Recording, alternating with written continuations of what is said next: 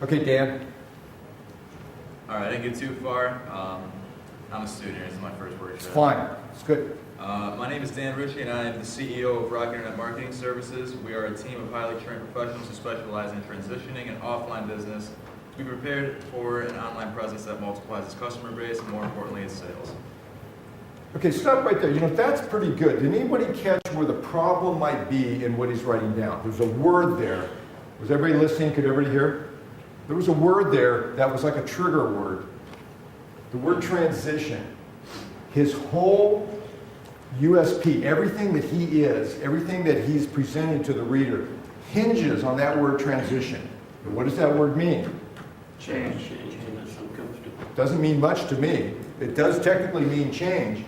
It's one of the things that when you become a writer, when you start writing, words really matter.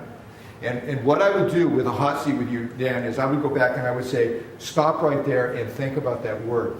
You may want to change that word, or that is where you're going to lose people, or that is an opportunity to catch people and bring them in. Transition is a 25-cent corporate word that is almost meaningless anymore. However, other words like transformation still can be used, although they're quickly becoming almost a mockery type of thing.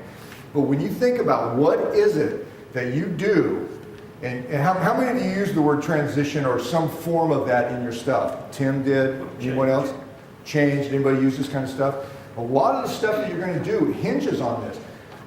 The information age is about taking people who are here and moving them, sometimes with problems, over to here.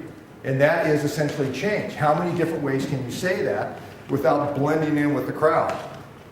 So that's where you would put me right to sleep on that transition thing. This is good that we're able to identify this kind of stuff. So what would you say? Why is this important? You said, did you get down to why is it important for your life right now? Did you spend any time on it? I did, but I was going to go along the lines of, we're leaving the industrial age and moving into information.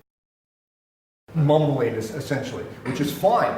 You know one of the best things you can do when you're writing or when you're trying to change from maybe being just a businessman to becoming a businessman who writes his own copy, you know what the best thing that can happen to you is to screw up and realize that you have a problem. Because once you do that, what happens once you identify the problem? You can fix it. And that's what's great about the information age. The fact that you're here, most of you, how many consider yourselves pretty damn good copywriters right now? Tony doesn't count.